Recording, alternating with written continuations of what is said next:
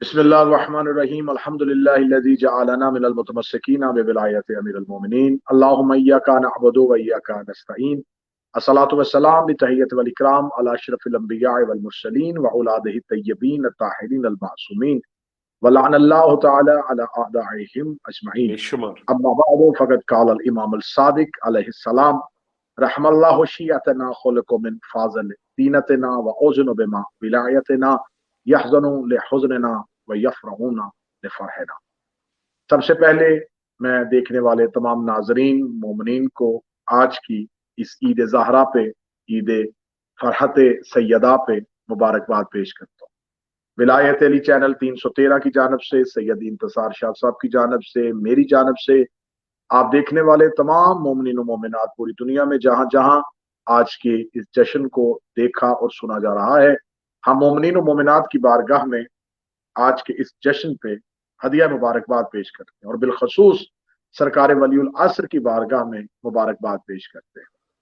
اور میری دعا ہے کہ اس خوشی کے صدقے، اس فرحت کے صدقے میرا مالک تمام دنیا کے رہنے والے مومنین و مومنات کو اپنے حفظ و امان میں رکھے، ہمیں ولایت امیر المومنین پہ کاربند رکھے، عزائے حسین ہماری نسلوں میں منتقل فرمائے، اور ہمیں مکتب تشیع اور مکتب اہل بیت کا تحفظ اور دفاع کرنے کی میرا مالک طاقت، جرت اور استقامت عطا فرمائے۔ الہی آمین۔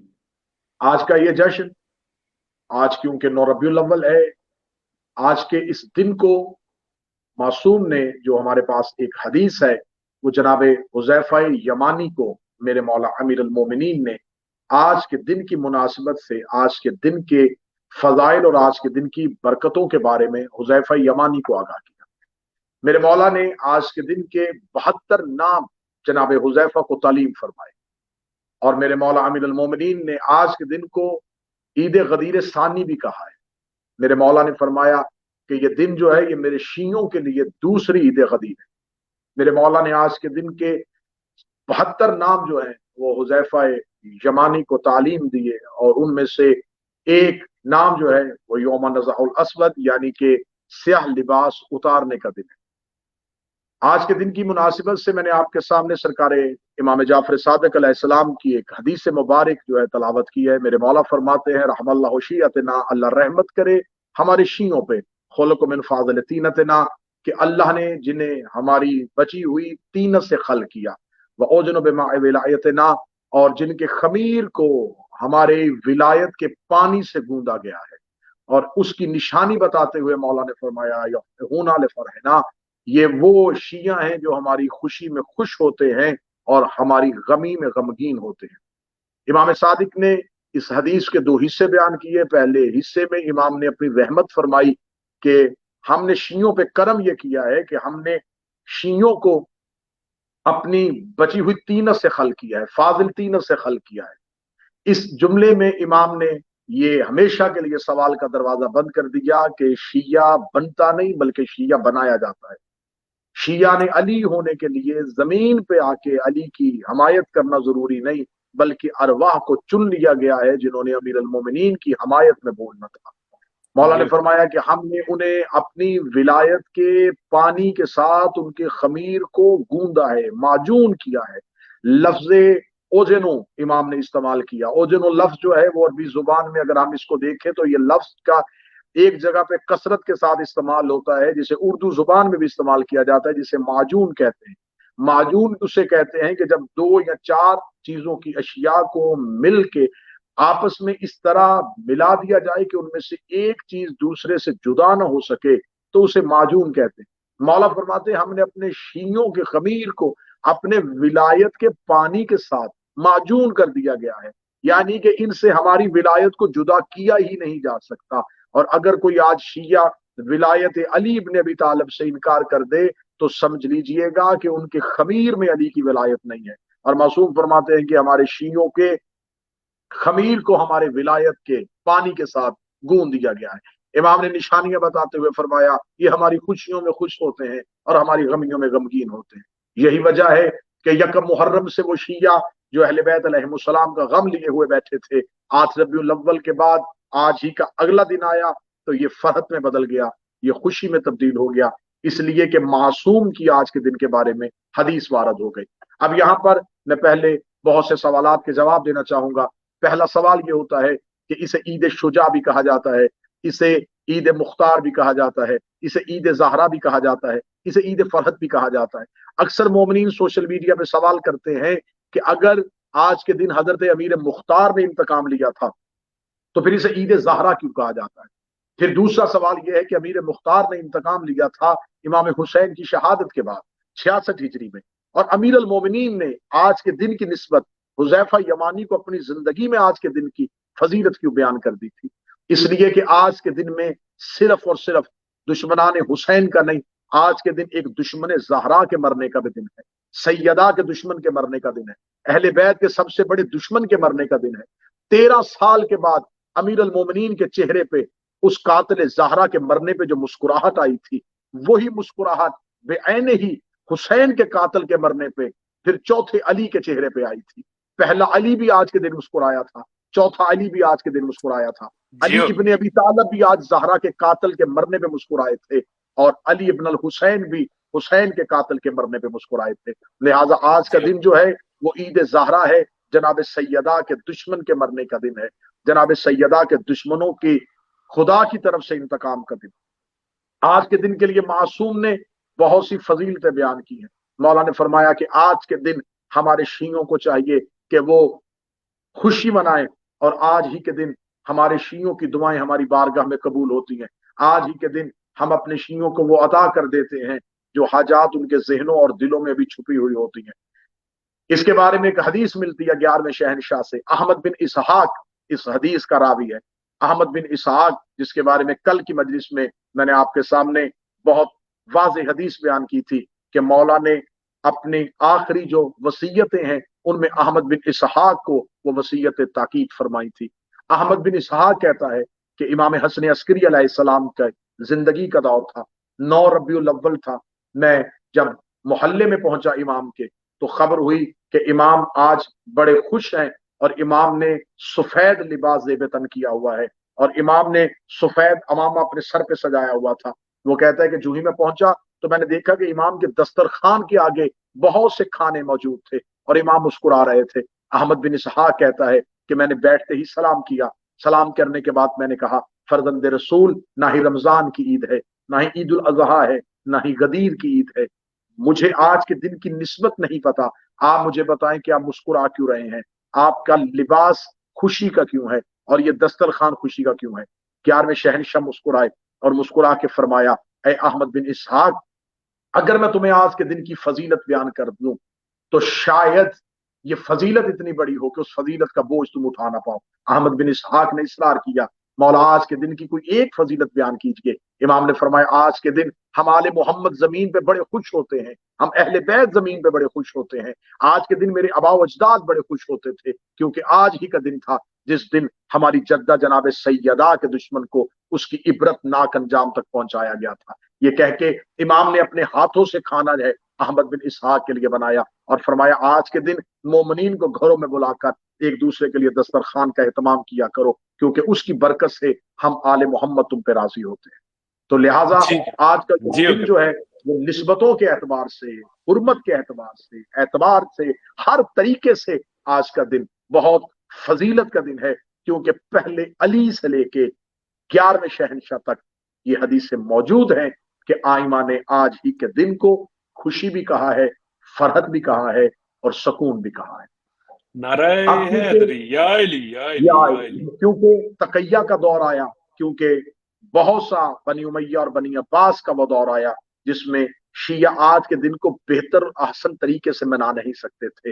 लिहाजा शियों के तहफ़्फ़ुज़ की खातर, शियों को महफूज करने की खातर, क्या कहने अपने आका और मौला के, जिसकी नजरें क़यामत तक थी कि हमारे शिया आज के दिन को जब मनाना भी चाहेंगे तो शायद दुश्मन के दौर में वो इस दिन को बेहतर तरीके से ना मना सके। तो आज ही का वो दिन था 9 रबीउल अव्वल, जिस दिन जनाब मुख्तार ने इमाम हुसैन अलैहिस्सलाम के कातिलों के सर अपने खत के साथ मदीना रवाना किए। सैयदुल साजिदीन दस्तरखान पर तशरीफ फरमा थे। जब अमीर मुख्तार का कासिद आया, उसने चौथे इमाम को सलाम किया। सलाम करने के बाद उसने एक खत और एक गठरी इमाम के सामने रखी। इमाम ने पूछा इस गठरी में क्या है, उसने गठरी को खोला तो उसमें कातलाने इमाम हुसैन के सर थे, और सर देने के बाद उसने अमीर मुख्तार का एक खत इमाम की बारगाह तक पहुंचाया, और अमीर मुख्तार ने जिसमें लिखा था कि मौला मैंने अपनी तय कोशिश की और कावश की है कि आपके बाबा के कातिलों से जिस कदर हो सके इंतकाम लो। इमाम ने पूछा ये सर किन किन के हैं, जब बताया गया इसमें हुरमला का सर है, इसमें इब्ने नमीर का सर है, इसमें उमर इब्ने सआद का सर है, इसमें शिमर दिल जोशन का सर है। जब इमाम ने उन कातिलों के नामों के बारे में पूछा तो सैयदुल साजिदीन ने फौरन जमीन पर सर रखा। इमाम ने एक तवील सजदा किया। तवील सजदा करने के बाद इमाम ने अपने सर मुबारक को आसमान की तरफ उठाया, और उठा के इमाम ने चेहरे पे मुस्कुराहट ला के कहा कि खुदा ने मेरे वादे को पूरा कर दिया, खुदा ने मेरे वादे को पूरा कर दिया, खुदा ने वादे को पूरा कर दिया। जब 3 बार इमाम ने ये लफ्ज कहा तो फिर सामने बैठे हुए मुख्तार के कासिद ने पूछा कि मौला कौन सा वादा था। इमाम के चेहरे पे मुस्कुराहट आई। इमाम ने दुआ के हाथ बुलंद करके कहा अल्लाह मुख्तार पे रहम फरमाए, अल्लाह मुख्तार पे रहमत फरमाए, जिसकी वजह से आज बनी हाशिम की औरतें अपने सरों पर खिजाब रखेंगी, आज बनी हाशिम के चेहरे पे मुस्कुराहट आएगी, आज बनी हाशिम के घर से चूल्हे से धुआं उठेगा, आज आले मोहम्मद खुश होंगे। और ये सब कुछ अबू अबैदा के बेटे की वजह से हुआ। मौला ने मुख्तार को दुआ दी। दुआ देने के बाद जब साइल ने पूछा कि मौला वो कौन सा वादा था जिसके बारे में आप कह रहे थे, मुख्तार ये वादा पूरा किया तो आपने कहा कि अल्लाह ने मेरे वादे को पूरा किया। तब मौला सैयदुल साजिदीन ने फरमाया कि जब मेरे बाबा हुसैन का सर अक़दस मलऊन यजीद के दरबार में पेश किया गया तो ये मलऊन खाना खाने के लिए दस्तरखान पे बैठा था, और इसने ये कह के सर हुसैन को ना देखा कि जब तक मैं नाश्ता ना कर लूं और खाना लूं उस तक मेरे सामने सर न लाना। तो मौला ने फरमाया उस लम्हे मैंने अल्लाह से ये दुआ की थी कि मेरे मालिक इसी हालत में ही मुझे हुसैन के कातिलों का सर चाहिए। अल्लाह ने वादे को पूरा कर दिया। आज मैं भी दस्तरखान पे था जब मुख्तार ने कातिलाने इमाम हुसैन के सरों को मेरी तरफ रवाना कर दिया। तो इस वजह से सैयदुल साजिदीन का मुस्कुराना, जनाब ज़हरा के दुश्मन की इबरतनाक मौत, अमीर अल मोमिनीन का मुस्कुराना, 11वें शहनशाह का अपने घर में दस्तरखान बिछाना, ये तमाम अहदीस हम पर हुज्जत हो गई हैं कि आज के दिन के हम इस खुशी को मनाएं, आज के दिन को हम ईद ज़हरा के तौर पे मनाएं, आज के दिन को हम तकैया का दौर है, हम खुल के आज के दिन की तफसीलात न बयान कर सके, लेकिन हम जनाब मुख्तार के इंतकाम की खुशी जरूर मनाएंगे, क्योंकि कातिलाने हुसैन वो हैं जिसपे मजहब इस्लाम के किसी फिरके को कोई एतराज नहीं होता। हाँ, कातलीन ज़हरा पे लोगों को तकलीफ होती है, लेकिन कातलाने हुसैन पे तकलीफ नहीं होती। तो हम कातलाने हुसैन के इबरतनाक अंजाम पर भी आज के दिन को खुशी और जश्न के तौर पर मनाते हैं। जनाब मुख्तार अबू उबैदा सकफी का वो बेटा जिसने आज के दिन आले मोहम्मद को शादमानी बख्शी, जिसके लिए मौला ने दुआ की, लेकिन क्योंकि बनी उमैया और बनी अब्बास के दौर में तारीख बादशाहों के दरबार में बैठ के लिखी गई, और मुख्तार ने जिनके आबाओ अजदाद को चुन चुन कर कत्ल किया हो, क्या आप समझते हैं कि उन्हीं की नस्लों ने मुख्तार को तारीख में अच्छे लफ्जों से लिखा हो? अब जो तारीख मुरतब की गई उसमें मुख्तार को माजल्ला काफिर तो नहीं कह सकते थे, लेकिन माजल्ला सुम्मा माजल्ला मुख्तार को उन तारीखों में मुर्तिद कह दिया गया, और यह कह दिया गया कि मुख्तार ने नबुव्वत का दावा कर दिया था, मुख्तार अल्लाह होने का दावा करता था। बाज तारीखों ने मुख्तार के बारे में और बहुत सी इल्जाम तराशी की। उन्हीं तारीखों में से अगर कुछ तारीखें, कुछ रवायात कुछ ऐसे लोगों ने नकल की जिनका शिया होने का दावा था, तो उनका किताबों में आ जाना ये साहिब इतराज बन गया, जिसकी बुनियाद पर आज भी बहुत सारे मलऊन जनाब मुख्तार के बारे में जुबान खोलते हैं। आज भी बहुत सारे मलऊनीन जो हैं वो जनाब मुख्तार के बारे में शिया नाम नेहाद शिया स्कॉलर बन के मुख्तार के बारे में कहते हैं माजल्ला सुम्मा माजल्ला के मुख्तार राह हक पे नहीं था। क्योंकि आज का दिन जनाब मुख्तार सकफी का दिन है, तो जनाब मुख्तार जो है उसके बारे में आज के दिन में जरूर गुफ्तगू होनी चाहिए कि मुख्तार कौन थे। जनाब मुख्तार अबू उबैदा सकफी के बेटे थे, बनु सुकैफ से इनका ताल्लुक था, ताइफ के रहने वाले थे। यकम हिजरी को जनाब मुख्तार दुनिया में आए हैं। जनाब मुख्तार के बाप अबू उबैदा सकफी इंतहाई बहादुर, इंतहाई शुजाअत थे। जब पहली खिलाफत का दौर आया तो पहली खिलाफत के दौर से पहले रसूल पाक ने अपने दौर में फतूहात ईरान के लिए जो लश्कर तरतीब दिए थे उसमें मुख्तार के बाप को उसका सरबरा बनाया गया था। जनाब मुख्तार के बाप जो थे वो उस लश्कर के सरबराह थे, लेकिन फतूहात ईरान अभी शुरू ही हुई थी या रिसालत माब की शहादत हो गई, रसूल दुनिया से चले गए। रसूल के जाने के बाद जब तख्त पे कब्जा हो गया और खिलाफत जो है वो अहले बैत के अलावा दूसरे तबकों में चली गई, लेकिन क्योंकि ये लश्कर इस्लामी इस्लाम की फतूहात के लिए निकला हुआ था, तो जनाब मुख्तार के बाप जो है वो अबू अबैदा सकफी, वो फतूहात ईरान के लिए निकले हुए थे। और तवारीख ये कहती है कि इन फतूहात में जनाब मुख्तार 13 साल की सने मुबारक 13 साल इनकी उम्र थी जो अपने बाप के साथ गए हुए थे। जनाब मुख्तार के बाप ने फतूहात ईरान में एक बहुत कमाल हिस्सा लिया और फतूहात ईरान में एक बहुत बड़ा किरदार जनाब मुख्तार के वालिद का है। वो हाथियों के साथ जंग हो रही थी, हाथियों के लश्कर में, और एक हाथी के नीचे कुचले जाने की वजह से उनकी शहादत हुई। जनाब मुख्तार बचपन में ही बाप के साथ इस्लाम की फतूहात में अपना हिस्सा ले रहे थे। जब जनाब मुख्तार वापस पहुंचते, फिर जनाब मुख्तार का अमीर अल मोमिनीन की एक हदीस मिलती है कि जनाब अमीर अल मोमिनीन ने मुख्तार के बचपन में, जब मुख्तार बचपन में बाजार में खेल रहे थे, तो अमीर अल मोमिनीन ने मुख्तार को उठा के अपनी गोद में उठा के मुख्तार के सर पे प्यार दे के कहा था, अल्लाह तुम्हारी अकल को कामल करे। जब पूछा गया था कि मौला आपने इस बच्चे के लिए ये जुमला क्यों कहा, तो अमीर अल मोमिनीन ने फरमाया कि खुदा इसके हाथ से हक की फतह देगा और खुदा इसकी वजह से मेरी औलाद को सुकून बख्शेगा। जनाब मुख्तार जवानी का आलम जंगों में गुजर गया। फिर क्योंकि जनाब मुख्तार ने अमीर अल मोमिनीन के दौर में मुसलसल कूफा में जनाब मुख्तार की सकूनत थी, जनाब मुख्तार की रिहाइश थी। अमीर अल मोमिनीन की शहादत, इमाम हसन की शहादत के बाद कूफा एक मरकजी किरदार रहा। कूफा में बहुत से खतूत जो हैं वो हजरत इमाम हुसैन अलैहिस्सलाम की तरफ रवाना किए गए ताकि हजरत इमाम हुसैन की नुसरत की जाए। ये बहुत से खतूत लिखने वाले अफराद जो थे ये शियाने अली भी थे, और वो अफराद भी थे जो अली से मोहब्बत तो नहीं करते थे लेकिन किसी भी सूरत में यजीद की अताअत भी नहीं करना चाहते थे। उन्होंने अगर जंगों में अली इब्न अबी तालिब का साथ नहीं दिया, लेकिन अब वो यजीद की खिलाफत को तस्लीम नहीं करना चाहते। ये खतूत जब इमाम हुसैन अलैहिस्सलाम तक मक्का पहुंचे तो इमाम हुसैन अलैहिस्सलाम ने अपने कासिद जनाब मुस्लिम बिन अकील को मक्का की तरफ रवाना किया। जब जनाब मुस्लिम बिन अकील मक्का पहुंचते हैं तो उस वक्त जनाब मुस्लिम बिन अकील सबसे पहली पनाह जिस घर में लेते हैं वो जनाब मुख्तार ही का घर। जनाब मुख्तार जनाब मुस्लिम बिन अकील को अपने घर में मेहमान रखते हैं। तो अब यहां से दूसरी बात जाहिर होती है कि मुस्लिम बिन अकील बनी हाशम के वो फर्द जो सफीर हुसैन इब्न अली है, वो कूफा जाके जिस इंसान को सबसे ज्यादा बाएतमाद और महफूज पनाहगाह तस्वुर करते हैं वो जनाब मुख्तार है। अगर जनाब मुख्तार के ईमान में रत्ती भर भी कोई शक होता तो सफीर हुसैन कभी मुख्तार के घर पनाह न लेते। जनाब मुख्तार शर्फे मेजबानी जनाब मुख्तार को अता होता है। अब सवाल यह पैदा होता है कि जब जनाब मुस्लिम बिन अकील ने जनाब मुख्तार के घर में पनाह ले ली थी तो फिर आखिर जनाब मुस्लिम बिन अकील की शहादत के वक्त जनाब मुख्तार कहाँ? जब जनाब मुस्लिम बिन अकील के घर में, जनाब मुख्तार के घर में जनाब मुस्लिम बिन अकील की बैयत होनी शुरू हो जाती है, तो अब जनाब मुख्तार चाहते हैं कि जनाब मुस्लिम बिन अकील के लिए एक वसी लश्कर तैयार किया जाए। तो जनाब मुख्तार कूफा से निकलते हैं उन आबादियों की तरफ जो अमीर अल मोमिनीन की शहादत के बाद वो शिया जो कूफा से जा चुके थे, और जनाब मुख्तार कूफा से निकल के उनको दोबारा क्याम के लिए आमादा करने के लिए चले जाते हैं।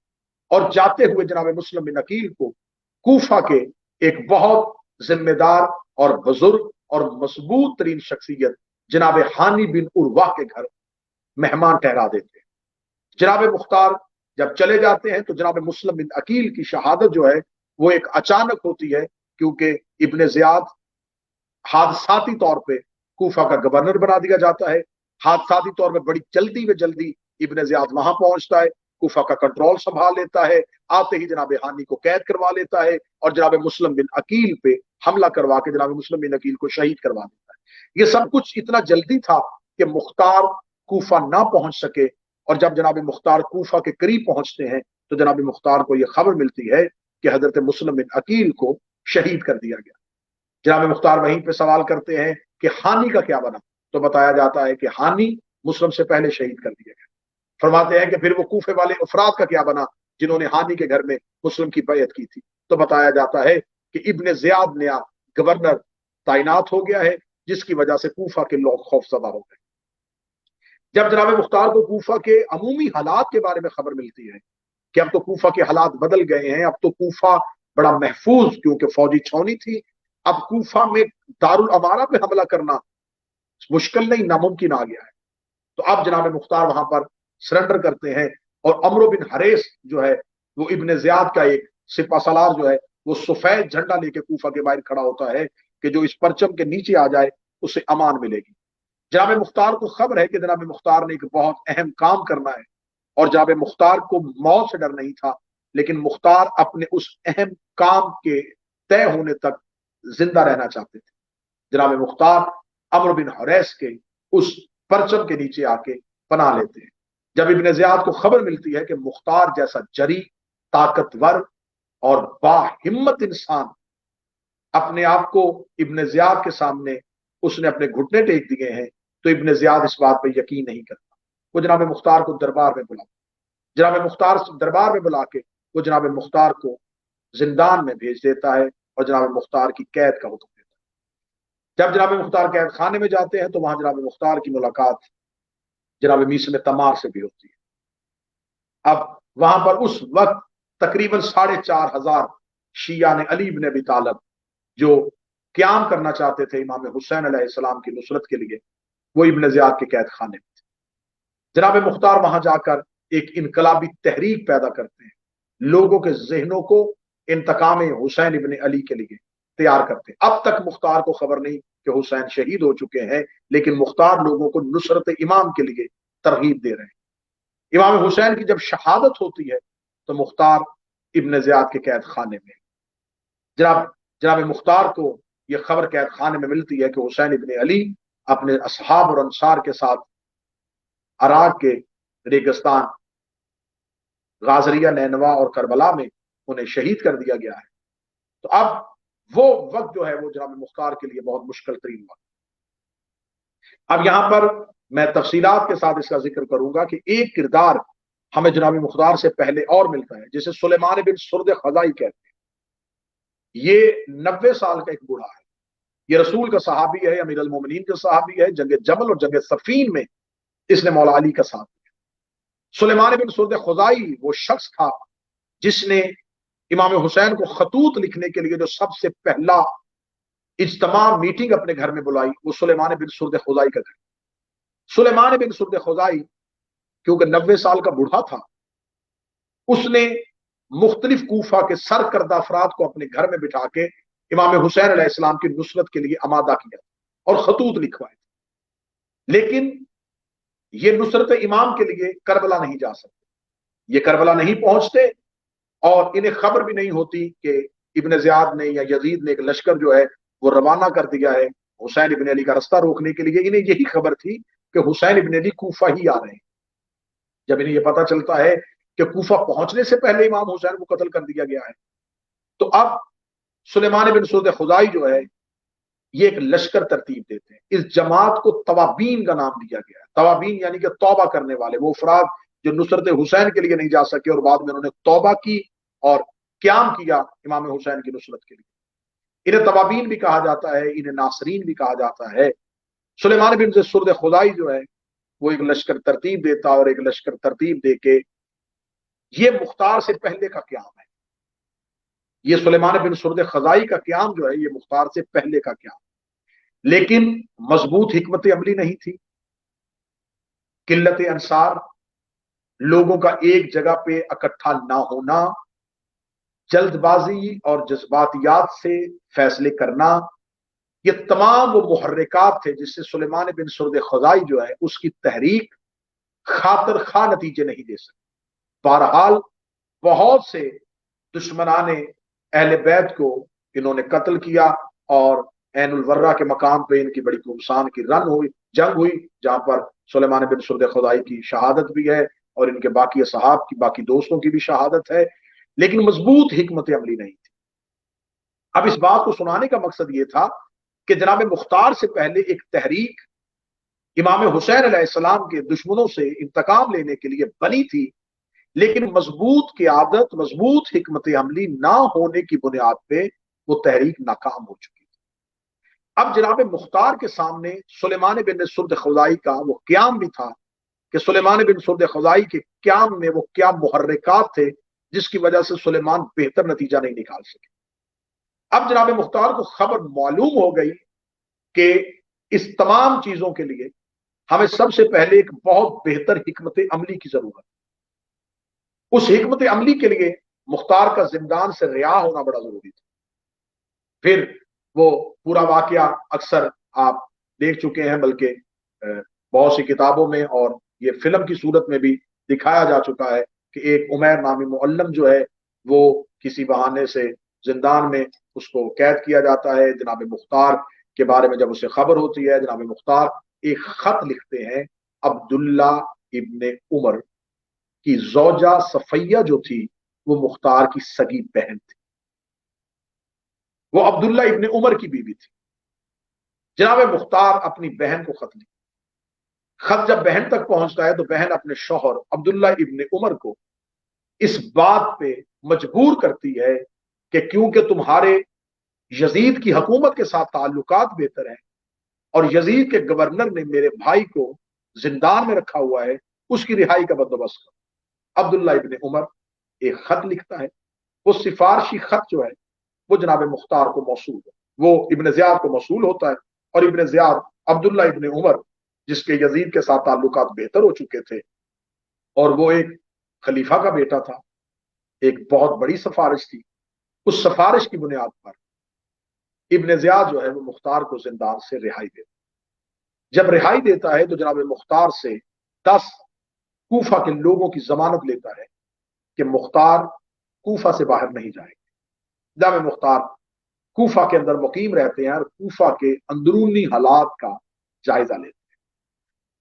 یہ تمام چیزیں میں تفصیلاً اس لیے بیان کر رہا ہوں تاکہ یہ وقت جو ہے وہ نصرت امام کا وقت ہے کہ جب کسی بھی امام کی نصرت کرنی ہو تو وہاں پر صرف جذباتی ہونا ضروری نہیں، وہاں پر عقل مندی، دانش مندی اور حکمت عملی کے ساتھ اپنے اہداف کا تعین کر کے فیصلے کرنا ضروری ہو۔ جناب مختار کوفہ کو جب اندرونی طور پہ دیکھتے ہیں تو کوفہ اندرونی طور پہ بہت کمزور ہو چکا ہے۔ کوفہ کے لوگ یا ابن زیاد کے خوف کی وجہ سے یا دولت کے لالچ کی وجہ سے اور خون حضرت حسین کے بعد بالکل سست ہو چکے تھے۔ اب جناب مختار کے پاس ایک شخصیت تھی جو مختار کا اس قیام میں بھرپور ساتھ دے سکتی، وہ شخصیت تھی ابراہیم ابن مالک اشتر۔ جناب مختار ابراہیم ابن مالک اشتر تک اپنا پیغام پہنچاتے، لیکن ابراہیم ابن مالک اشتر جناب مختار کی دعوت کو یہ کہہ کے ٹھکرا دیتے ہیں کہ جب تک میرے اوپر امام کا حکم نہ آئے تب تک میں جہاد کے لیے تلوار نہیں نکال سکتا، کیونکہ قیام کرنے کے لیے حجت وقت کا اذن ضروری ہے۔ جناب ابراہیم ابن مالک اشتر اسی ایک اجازت کے لیے مدینہ پہنچتے ہیں اور وہاں پر جناب محمد حنفیہ مولا علی کے بیٹے سے ملاقات ہوتی ہے۔ جناب محمد حنفیہ جو ہیں انہیں امام حسین اپنی نیابت سونپ کے مدینہ میں گئے۔ جناب محمد حنفیہ ایک خط جو ہے وہ ابراہیم ابن مالک اشتر کو دیتے ہیں، جس خط میں امیر المومنین ابراہیم کو مختار کا ساتھ دینے کے بارے میں تلقین کرتے۔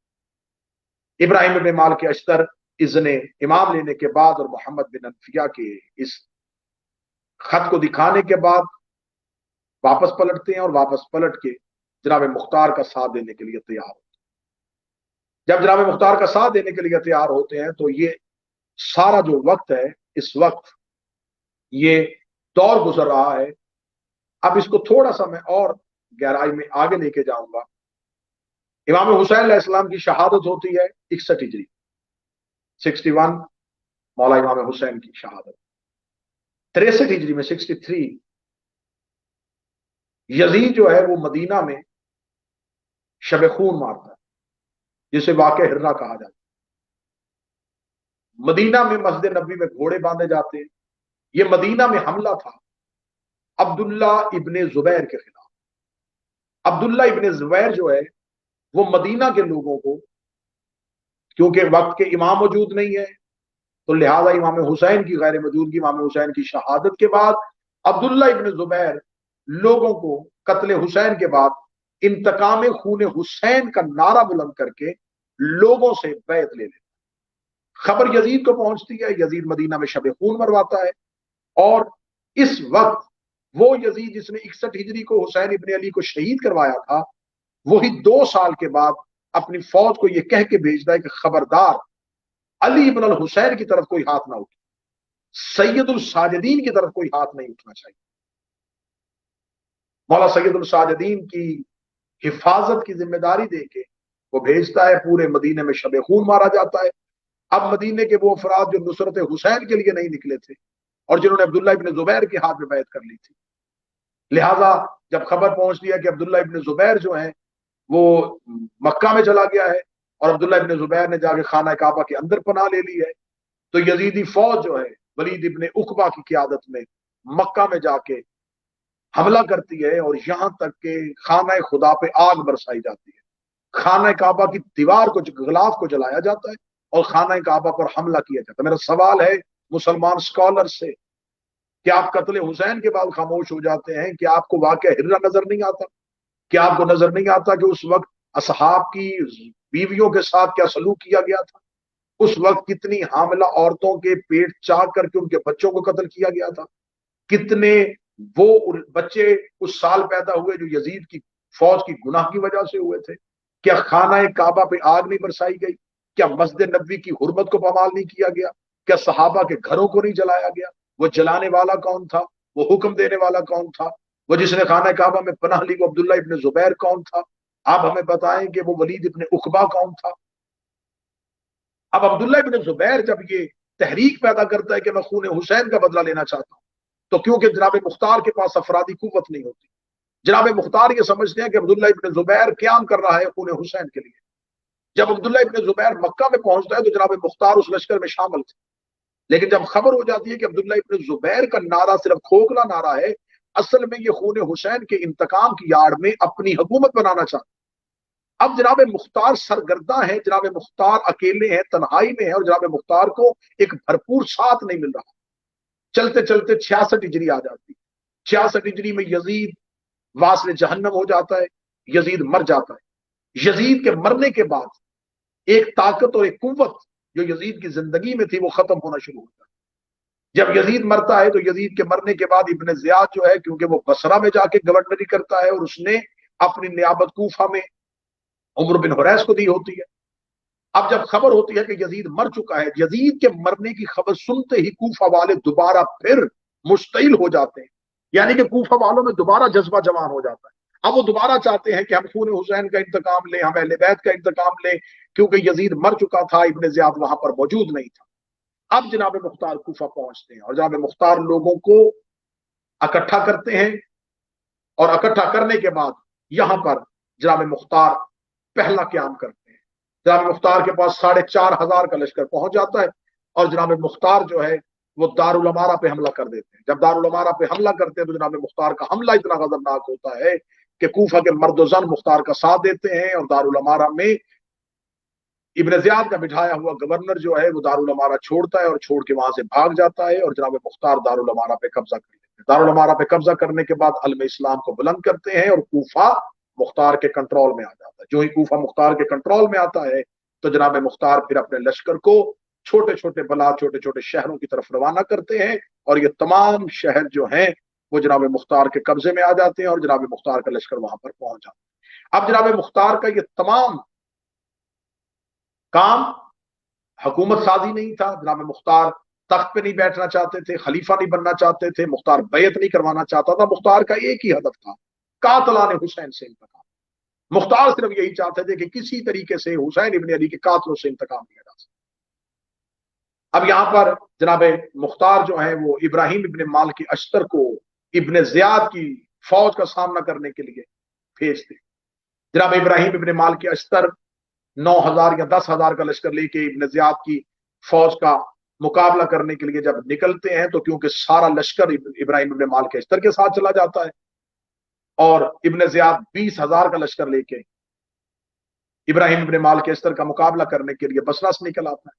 अब कूफा खाली हो जाता है। जब कूफा खाली होता है तो जो कातलान हुसैन कूफा में छुपे हुए थे वो मुख्तार की हुकूमत के खिलाफ इकट्ठे हो जाते हैं।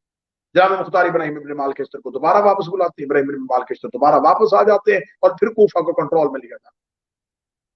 यहां पर जनाब मुख्तार खून हजरत इमाम हुसैन का इंतकाम लेने के लिए अपनी तहरीक को शुरू करते हैं और अब जनाब मुख्तार का एक ही नारा है कि मुझे ज्यादा हुकूमत साजी नहीं चाहिए, मुझे लश्कर नहीं चाहिए, मुझे सिर्फ और सिर्फ ये चाहिए कि मुझे किसी ना किसी तरीके से वो अफराद चाहिए जिन्होंने इमाम हुसैन अलैहिस्सलाम के कत्ल में यजीद का साथ दिया था। जब जनाब मुख्तार ये नारा बुलंद करते हैं तो अब जनाब मुख्तार को कातलान हुसैन के घरों के बारे में पता चलता है। मुख्तार अपनी पुलिस के आला अफसर अबू अमरा को हुक्म देते हैं और 1,000 अफराद को बेलचे दे के भेजते हैं कि कूफा के गलियों में चले जाओ और एक भी कातिल हुसैन का घर मुझे कूफा में नजर नहीं आना चाहिए। उनके घरों को पामाल कर दो, उनके घरों को तबाह बर्बाद कर दो। तबाह बर्बाद करने के बाद जनाब मुख्तार जो सबसे पहला इंतकाम लेते हैं वो उन अफराद से लेते हैं जिन्होंने बादत कत्ल हुसैन, बादत शहादत इमाम हुसैन के बदन अक़दस पर घोड़े दौड़ाए।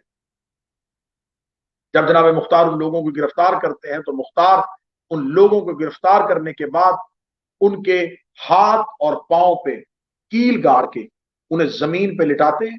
उनके हाथ और पांव पे कील गाड़े जाते हैं और कील गाड़ने के बाद मुख्तार एक लश्कर के साथ जिंदा उनकी लाशों को पामाल करवाते हैं और अब खुद मुख्तार अपनी आंखों से उनकी लाशों की पमाली देखते हैं। पहला बदला जनाब मुख्तार लेते हैं उन अफराद से जिन्होंने इमाम हुसैन के जस्द अतहर की बेहुरमती की थी। दूसरा इंतकाम जो मुख्तार ने लिया वो खौली मलाउन से लिया। ये वो मलाउन है जिसने इमाम हुसैन अलैहिस्सलाम का सर अक़दस जब कूफा पहुंचा था तो इस मलाउन ने इमाम हुसैन के सर अक़दस को अपने घर के तनूर में रखा। इसकी बीवी नवार जो थी वो मुहिब्बा अहले बैत थी, वो अहले बैत से मोहब्बत करने वाली थी। वो उस वक्त भी इसके इस अमल पे मलामत करती है और उसको कहती है कि खुदा तुझ पे लानत करे कि लोग अपने घरों में दिरहम दिनार लेके आए और तू फातिमा बिनते मोहम्मद के पिसर का सर लेके आया है। जनाब मुख्तार खौली तक पहुंचते हैं और जब मुख्तार का लश्कर, मुख्तार के फौजी खौली के घर पहुंचते हैं तो ये बैतुल खला में छुप जाता है और जब मुख्तार के सिपाही इसकी बीवी नवार से पूछते हैं कि खौली कहाँ है तो वो जुबान से कहती है मुझे इल्म नहीं, लेकिन हाथ से इशारा करती है कि वो यहां पर छुपा हुआ है। जनाब मुख्तार को जब पता चलता है कि खौली मिल गया है तो जनाब मुख्तार हुक्म देते हैं कि इसे घर के सामने इसके बदन के टुकड़े करके इसके घर के सामने आग रोशन की जाए और इसकी लाश को नजर आतिश किया जाए। मुख्तार दूसरा बदला लेते हैं खौली से और उसकी लाश को उसके दरवाजे के सामने जलवा देते हैं। जनाब मुख्तार तीसरा इंतकाम लेते हैं हकीम बिन तुफैल से। ये वो मलाउन है जो हजरत अबुल फजल अब्बास की शहादत में जिसका हाथ था, जिस मलाउन ने हजरत अबुल फजल अब्बास के सर मुबारक पे गुर्स मारा था। यही वो मलाउन है सैयदुल शोहदा इमाम हुसैन अलैहिस्सलाम को तीर मारा था। मुख्तार अब्दुल्ला इब्ने कामल को एक जमात के साथ उसकी गिरफ्तारी के लिए भेजता है। जब जनाब मुख्तार इसकी गिरफ्तारी के लिए एक जमात को भेजते हैं तो फिर इसकी बीवी अदी बिन हातम के पास चली जाती है ताकि वो मुख्तार से अपने शौहर की सिफारिश की इस्तदा करे। जब इब्ने कामल को इतला मिलती है कि अदी बिन हातम के पास इसकी बीवी सिफारिश के लिए गई है तो वो इस अंदेशे की बुनियाद पे कि कहीं इसकी सिफारिश की वजह से इसे आजाद ना करना पड़ जाए, इसे वहीं इसके दरवाजे के सामने कत्ल कर देता है और इसे जहन्नम रसीद कर दिया जाता है। जनाब मुख्तार अगला इंतकाम लेते हैं अमर बिन हजाज जुबैदी से। ये मलाउन है जिसने नहर फुरात पे जो लश्कर जिसने इमाम हुसैन की फौज और इमाम हुसैन के हाथ पर नहर फुरात के पानी को बंद किया था, उसकी सरदारी जिसने की थी वो अमर बिन अल हजाज था और ये मलऊन कूफा ही का रहने वाला था। जनाब मुख्तार को जब पता चलता है کہ अमर बिन अल-हज्जाज वो है जिसने नहर फुरात, क्योंकि जनाब मुख्तार अपने मुखबरों से खबर ले रहे होते हैं कि किस किस ने, क्योंकि जो लोग गिरफ्तार हो चुके होते हैं वो मुख्तार को बताते हैं कि कौन कौन कत्ल हुसैन के वक्त क्या क्या कर चुका था। जब जनाब मुख्तार को पता चलता है अमर बिन हजाज का, जनाब मुख्तार उसको गिरफ्तार करते हैं, उसको सहरा में दौड़ाया जाता है, इतना दौड़ाया जाता है कि वो प्यास की वजह से हलकान हो जाता है और वो अल अतश कह के चीखता है कि मुझे एक घूंट पानी पिला दिया जाए। लेकिन जब जनाब मुख्तार को पता चलता है कि वो प्यासा है तो जनाब मुख्तार कहते हैं इसे प्यास की हालत में, इसको इसी हालत में कत्ल किया जाए, क्योंकि इसने हुसैन इब्न अली पे पानी को बंद किया था। अब जनाब मुख्तार का अगला इंतकाम होता है मालिक बिन नसर से। मालिक बिन नसर ये वो मलऊन है जिसने इमाम हुसैन के सर अक़दस पर तलवार का वार किया था, और इमाम हुसैन के अमामा के अंदर जो टोपी होती है वो इसने दस्तार मुबारक को लूटा था। जनाब मुख्तार इससे इंतकाम लेते हैं, ये कादसिया के करीब जाकर छुप जाता है और मुख्तार वहां से इसको जिंदा गिरफ्तार करवाते हैं और इसकी लाश को काटने के बाद इसकी लाश को हाथ और पांव काट दिए जाते हैं और इसके जिस्म को जला दिया जाता है। बहुत बड़ा इंतकाम जिसको मुख्तार ने अगली नशिस्त पे पूरा किया, वो शिमरे जिल जोशन मलऊन, खुदा इस पे लानत करे, इस मलऊन का, जिस मलऊन के नाम से पूरी तारीख इंसानियत जिससे नफरत करती है, जिसने जवानाने जन्नत का के सरदार का कत्ल किया था। जब जनाब मुख्तार को पता चलता है तो जनाब शिमर जो है वो कत्ल हुसैन में बराह रास्त शामिल है। तो अब जनाब मुख्तार दिन ब दिन तड़प रहे हैं शिमर की गिरफ्तारी के लिए। जब जनाब मुख्तार इसके बारे में अपने मुखबरों से इतला लेते हैं तो पता चलता है कि ये कूफा से निकल गया है और इसने बसरा की तरफ जाकर छुप गया। जनाब मुख्तार एक लश्कर को जिसकी तादाद 100 के करीब होती है उसको भेजते हैं इसको गिरफ्तार करने के लिए, और ऐलान करते हैं कि जो सबसे पहले इस मलाउन के सर को कलम करके लेके आएगा मुख्तार उसके लिए बहुत ज्यादा अनाम का दावा करते हैं। और फिर जब खबर पहुंचती है कि शिमर दिल जोशन को जिंदा गिरफ्तार कर लिया गया है तो जनाब मुख्तार कहते हैं कि इसको कूफा के दरवाजे पे इसकी लाश को जिंदा को आग लगाई जाए, और जिंदा को आग लगाने के बाद जनाब मुख्तार एक बहुत बड़ा तेल का कड़ाव गर्म करवाते हैं और इसको जिंदा को आग लगाने के बाद उस गर्म तेल पे उंडेल दिया जाता है और इसे पूरे कूफा के सामने एक इबरतनाक मौत दी जाती है।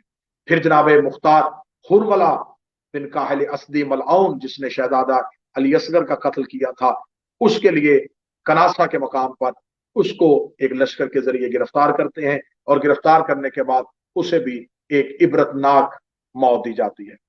अब अगला हदफ था जनाब मुख्तार का उमर इब्न साद, लानत बेशुमार। उमर इब्न साद वो मलाउन है कि जो जिसके लिए आज भी हम ज़ियारत अशूरा में, ज़ियारत जामिया में मासूम ने जिसके लिए हुक्म किया है कि इस मलाउन पर लानत की जाए। जिस दिन मुख्तार ने खरूज किया था उनकी हुकूमत कायम हो गई तो उमर इब्न साद मलाउन जो है ये रूपोश हो गया था।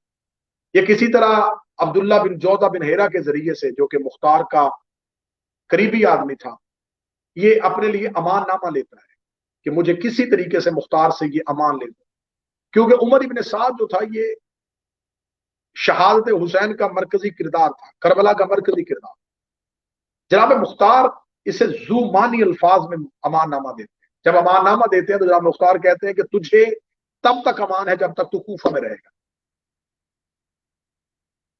जब इसे ये पता चलता है कि मुझे मुख्तार ने अमान दे दिया तो इसे यकीन नहीं आता कि मैं सबसे बड़ा मरकजी किरदार हूं और मुख्तार छोटे छोटे कातिलों को इतनी इबरतनाक मौत दे रहा है, किसी के हाथ पांव काट रहा है, किसी के कील लगा रहा है, किसी को तेल के कड़ाहों में फेंक रहा है, किसी को जिंदा जला रहा है, और मुझे मुख्तार ने अमान क्यों दे दी, ये यकीन नहीं करता।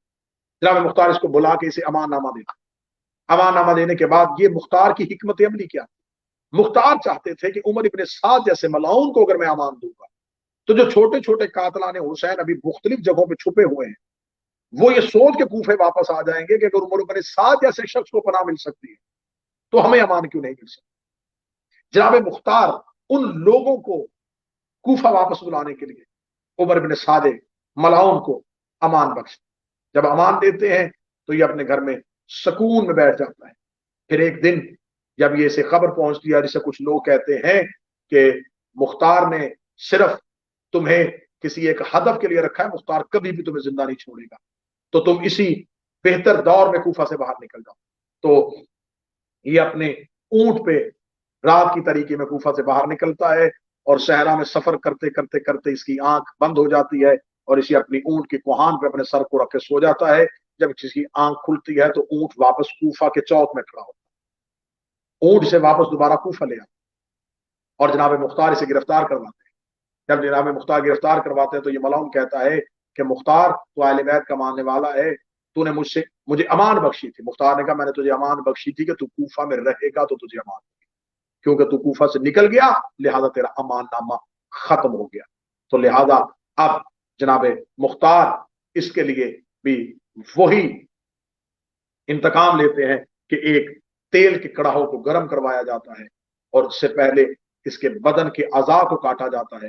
اس کی آنکھوں کو تیز دھار سوئے کے ساتھ نکالا جاتا ہے, اس کے کانوں کو کاٹا جاتا ہے, اس کی زبان کو آگ کی کینچی کے ساتھ کاٹا جاتا ہے. تمام وہ سزائیں جو خدا نے جہنم میں اہل بیت کے دشمنوں کے لیے رکھی تھی, مختار قرآن کا ایسا حافظ اور ایسا قاری تھا کہ مختار نے وہ انتقام جو جہنم میں اللہ نے اہل بیت کے دشمنوں کے لیے رکھا تھا, مختار وہی انتقام جو ہے وہ اس ملعون کے لیے وہی انتقام لیتا ہے اور اس کے بدن کے اعضاء کو جلاتا ہے. جب اس کو گرفتار کیا جاتا ہے تو یہ ملعون وہ لباس, وہ خلت خواب جو رات کے پہننے والا لباس ہے وہ اس نے پہنا ہوتا ہے. اور جب اس کو قتل کیا جاتا ہے تو یہ خود پچھلے ساتھ کہتا ہے کہ جب میں حسین ابن علی کے قتل پہ آمادہ ہو چکا تھا تو حسین ابن علی نے کہا تھا پچھلے ساتھ خدا تجھے اس وقت موت دے گا جب تو خلت خواب پہن چکا ہوگا, جب تو سونے کے لیے لباس پہن چکا ہوگا, اور اس وقت ہمارے محبین میں سے ایک محب تجھے گرفتار کر کے قتل کروائے گا. پچھلے سال جب اس خبر کو حسین ابن علی کی زبان سے حسین کا دشمن سناتا ہے تو مختار کی آنکھوں سے آنسو روا ہوتے ہیں کہ واہ حسین ابن علی, آپ نے اپنے اس محب کے انتقام کا پہلے سے خبر دے دی تھی. بجدر بن سلیم کا قتل ہوتا ہے. اب یہاں پر ایک ملعون ہے جس کا نام قیس ابن اشعث. قیس ابن اشعث جو ہے یہ مختار کے دربار کا ایک مقرب ترین, یعنی کہ مختار کا سپہ سالار, جو مختار کی فوج کا سپہ سالار ہے, مختار کا بڑا قریبی آدمی ہے, عبداللہ ابن کامل. یہ قیس ابن اشعث یہ وہ ملعون ہے جس کی بہن امام حسن کو زہر دے. یہ وہ ملعون ہے جس کے باپ نے صفین میں مولا علی کو کے لشکر کو چھوڑ کے یزید کے باپ کا ساتھ دے دیا. یہ پورے کا پورا خاندان ملعونین کا خاندان. لیکن اس کی جو بہن ہے وہ عبداللہ ابن کامل جو مختار کا سپہ سالار ہے, مختار کا چیف آف آرمی سٹاف ہے, اس کی بیوی. تو یہ کسی نہ کسی طریقے سے اپنی بہن تک اطلاع پہنچاتا ہے کہ تیرے دونوں بھائیوں کا مختار قتل پہ آمادہ ہو چکا ہے اور تیرا ہی شوہر عبداللہ ابن کامل مختار کے دربار میں ایک واضح حیثیت رکھتا ہے. تو کیا تو ایسا نہیں کر سکتی کہ عبداللہ ابن کامل کے ذریعے اپنے دو بھائیوں کو امان لے دے؟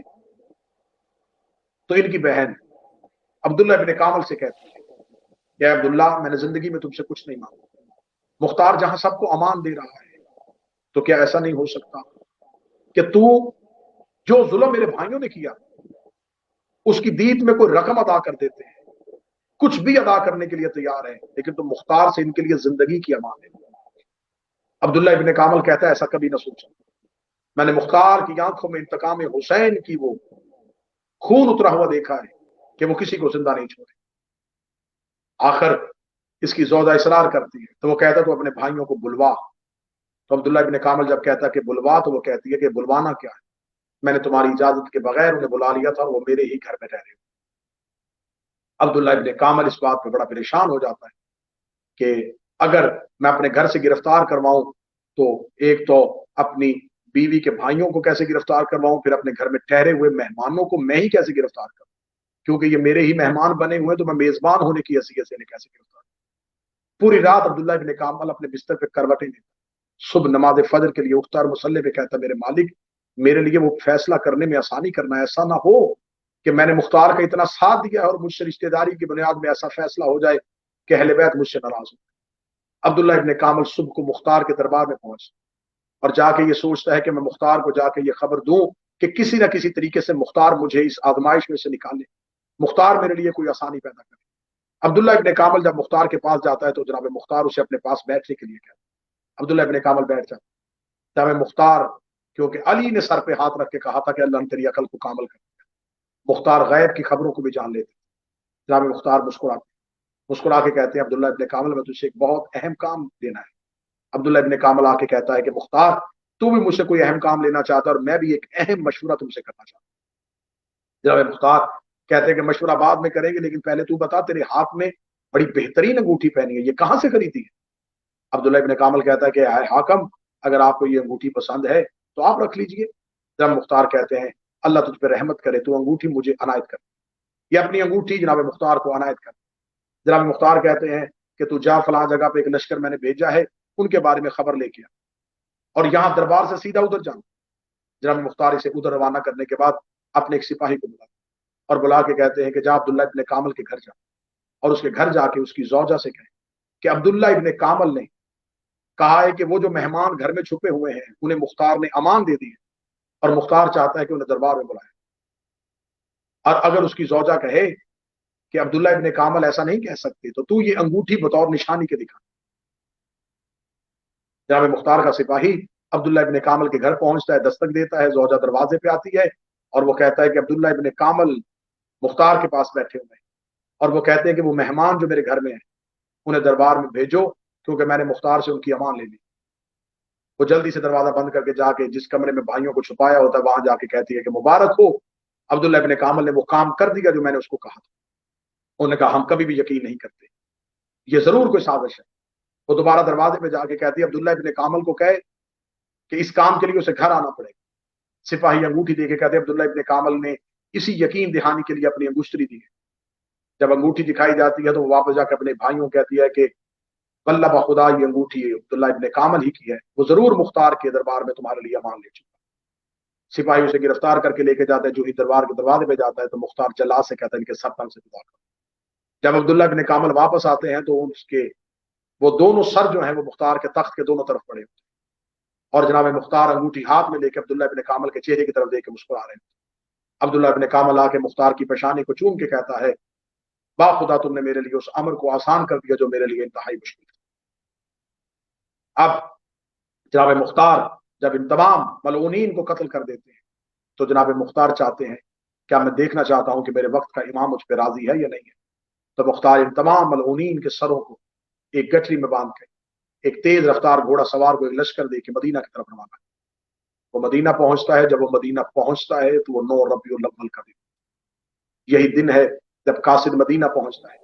सैयदुल साजिदीन खाने में जनाब सैयदुल साजिदीन के सामने जब खत को रखा जाता है तो जनाब सैयदुल साजिदीन जनाब मुख्तार के हक में दुआ करते हैं और कहते हैं अल्लाह मुख्तार की आंखों को ठंडा करे, उसकी वजह से अहले बैत की आंखें ठंडी हुई। आज अहले बैत के घर में चरागा होगा। और मौला 9 रबीउल अव्वल ही के दिन मुख्तार के आए हुए वफद को एक बेहतरीन दस्तरखान पे खाना देते हैं। और आज जब वाक़या करबला के बाद सैयदुल साजिदीन कोई भी मीठी चीज तनावल नहीं फरमाते थे, कोई भी चीज ऐसी तनावल नहीं फरमाते थे जिसमें मीठा हो, क्योंकि जनाब सैयदुल साजिदीन कहते थे कि बाबा की शहादत के बाद हम अहले बैत पे कोई भी खुराक हमें अच्छी नहीं लगती। तो आज मौला सैयदुल साजिदीन के दस्तरखान पे जब मीठा आता है तो नौकर कहते हैं कि मौला क्या आज आप इसे नोश फरमाएंगे या तुआम करेंगे। तो मौला फरमाते हैं कि आज वो दिन है जिसकी वजह से मोमिनीन के दिलों में मिठास पैदा हो जाएगी, जिसके दिल में मोमिनीन के दिलों में खुशी पैदा हो जाएगी। जनाब सैयदुल साजिदीन के चेहरे की मुस्कुराहट हम आले मोहम्मद का जश्न है। सैयदुल साजिदीन के चेहरे का तबस्सुम हम शियों की ईद है। हमारे इमाम मुस्कुराए। और फिर पहली ईद ईद ज़हरा, दूसरी ईद तबस्सुम सैयदुल साजिदीन, और फिर तीसरी ईद के यही वो दिन है जिस दिन मेरे वक्त के इमाम का दौर इमामत शुरू हो गया है और हम उस इमाम की रैयत हैं, हम उस इमाम के नौकर हैं। हमारे आका की इमामत का दौर का आगाज आज के दिन हुआ था, जिसके दौर को आज तक चलते हुए इतने साल बीत गए, इतनी सदियां बीत गई, इतनी रातें और इतने दिन बीत गए। हमारे इमाम का दौर इमामत बाकी आइमा के दौर की निस्बत तौलानी है, लेकिन क्योंकि ये दौर लंबा जरूर है लेकिन नतीजा खेज है। इस दौर में तौलानियत तो है, तवालत तो है, इंतजार भी है, लेकिन इस दौर का इख्तिताम बड़ा बेहतर होगा। ये वही दौर होगा जब कातलाने अहले बैत से, कातलाने सैयदा से इंतकाम लिया जाएगा। मुख्तार ने सिर्फ उनसे बदला लिया जो हुसैन के कत्ल में शरीक थे। मेरा 12वां शहंशाह उनसे बदला लेगा जो जहरा के कत्ल में शरीक थे, जो अली के कत्ल में शरीक थे, जो हसन मौला के कत्ल में शरीक थे, जो बाकी 11 आइमा के कत्ल में शरीक थे, जो अहले बैत के कत्ल में शरीक थे। मौला हमें वो दिन दिखाए, इन गुनहगार आंखों को अपने आका और मौला की जियारत फरमाए। हमें वो दिन दिखाए तो मौला की रैयत बन के अपने मौला की बैयत कर सके। हम अपने मौला के साथ ये वादा करते हैं, 9 रबीउल अव्वल की शब है, हम तजदीद बैयत करते हैं।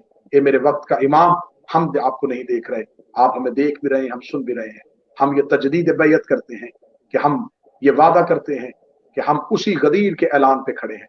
मेरे मौला, हम वादा करते हैं और हम तजदीद करते हैं और हम अहद करते हैं कि अल्लाह वहदहु ला शरीक है, मोहम्मद सल्लल्लाहु अलैहि वसल्लम उसके आखिरी रसूल है, कुरान उसकी आखिरी किताब है और 1,24,000 अंबिया उसके मासूम अंबिया हैं। ऐ मेरे मौला, ये अहद करते हैं कि आपके बाबा अली की विलायत मज़हब आले मोहम्मद में, मज़हब इस्लाम में वाजिबात में से है। अली वलीउल्लाह हर इबादत में वाजिब है, अली वलीउल्लाह हर इबादत में वाजिब है। हम गवाही देते हैं कि विलायत अली हक है। हम गवाही देते हैं कि आपकी जद्दा जनाब सैयदा जो दरबार में गई थी वो हक में थी। हम गवाही देते हैं कि जनाब सैयदा की शहादत हुई थी। हम गवाही देते हैं कि जनाब मोहसिन की शहादत हुई थी। हम गवाही देते हैं कि अली से उनके हक खिलाफत को छीना गया था। हम उनके दुश्मनों से अजहार बिरात करते हैं, हम उनके दुश्मनों से नफरत करते हैं, हम आपके आप आओजदाद के दुश्मनों से नफरत करते हैं। ऐ मेरे मौला, हम हुसैन इब्न अली के शहादत पर आज भी गमगीन हैं। हम अज़ादार हैं हुसैन इब्न अली के, हमारे सीने में दुख है, काश हम करबला में होते, हम हुसैन पे जानिसार हो जाते। ए मेरे मौला, हम गवाही देते हैं, हम आपके जद, आपके बाबा, आपके दादा हर एक की इमामत के कायल हैं। हम अली से लेके आपके बाबा सरकार इमाम हसन अस्करी तक उनकी इमामत के कायल हैं, उनकी इस्मत के कायल हैं, उनकी विलायत के कायल हैं, उनकी इख्तियारात के कायल हैं। हम उनके फजीलत के कायल हैं, हम उनकी कुरान में फजाइल की गवाही के कायल हैं। हम गवाही देते हैं कि वो हक पे थे, वो इमाम हक थे, वो मनसूस मिन अल्लाह थे, खिलाफत और इमामत उनका हक था। हम गवाही देते हैं कि उनके दुश्मन काबिल नफरत हैं। हम गवाही देते हैं कि उनके दुश्मन लानत के हकदार हैं। हम गवाही देते हैं कि तमाम आइमा के दुश्मन लानत के मुस्तहिक थे। हम उन पे कल भी लानत करते थे, आज भी लानत करते हैं। ए मेरे मौला वाका, ए मेरे वक्त के इमाम, ए साहिबुल अस्र व ज़मान, हम गवाही देते हैं, हम आपके मुंतजरीन में से हैं, हम आपका इंतजार करने वालों में से हैं। हम गुनहगार हैं लेकिन मुंतजरीन में से हैं। हम मेरे मौला आपकी शफाअत के मुस्तहिक हैं। मेरे मौला, हम तलबगार हैं कि आप आए तो हमें अपने नासरीन में शुमार फरमाएं। हमारे अंदर कोई औसाफ ऐसे नहीं, हमारे अंदर कोई फजीलत नहीं है, हमारे पास कोई ऐसी नेकी नहीं है कि हम दावा कर सके कि हम आपके नासिर हैं। लेकिन आपका करम, आपकी रहमत, आपकी बख्शिश, इस बात पे हम यकीन के साथ जिंदगी गुजार रहे हैं कि आप हमें अपने दादा की गवाही की वजह से, अपने बाबा की अज़ादारी की वजह से, हुसैन के नौकर अज़ादार होने की वजह से आप हमें नासरीन में शुमार फरमाएंगे, आप हमें मुहिब्बीन में शुमार फरमाएंगे। ए मेरे आका और मौला, हमारी आंखों को अपनी जियारत से शरफयाब फरमाइएगा, हमारे हाथों को अपने कदमों पे लगाने से शरफयाब फरमाइएगा। ए मेरे मौला आका, अपने ज़हूर में ताजील फरमाइएगा, और अगर आपके ज़हूर से पहले हम दुनिया से जा जाएंगे तो मेरे मौला आका करम फरमाइएगा, हमें जब उठे तो हमें अपने लश्कर में उठाइएगा, अपने दौरे रजत में अपने लश्कर में शामिल फरमाइएगा। जो मोमिनीन और मोमिनात इस दुनिया से जा चुके हैं, जिनके नाम हमारे ज़हनों और दुआओं में हैं, ए मेरे आका मौला, आज की शब है, आप दुआओं को कबूल फरमाते हैं। मेरे मौला, आज उनकी कब्रों को सुकून बख्शिएगा, उनकी कब्रों में रहमत फरमाइएगा। मेरे मौला, जनाब सैयदुल साजिदीन के तबस्सुम के तुफैल, मेरे मौला उनकी कब्रों पे सुकून अता फरमाइएगा। जितने मोमिनीन और मोमिनात हैं, मेरे मरहुमीन, आपके मरहुमीन, शोहदाए मिल्लत जाफरिया और बिलखसूस शहीद नवीद आशक, और जितने भी हम तमाम के मरहुमीन हैं, सैयद इंतसार शाह साहब के मरहुमीन हैं, जितने देखने वालों के मरहुमीन हैं, सुनने वालों के मरहुमीन हैं, मेरे मालिक, आज की शब उन्हें कब्र में ज़ियारत अमीरुल मोमिनीन नसीब फरमाइएगा, ज़ियारत हुसैन नसीब फरमाइएगा। जब मेरे वक्त के इमाम का ज़हूर हो, उन्हें इमाम के लश्कर में शामिल फरमाइएगा, दौरे रजत में उन्हें इमाम के साथ उठाइएगा, हमें मौला की शाही देखने की तौफीक अता फरमाइएगा। रब्बना तक़ब्बल मिन्ना इन्नका अंतस समीउद दुआ, आमीन या रब्बुल आलमीन। अल्लाहुम्मा सल्लि अला मुहम्मदिन व आले मुहम्मद व अज्जिल फरज आले मुहम्मद।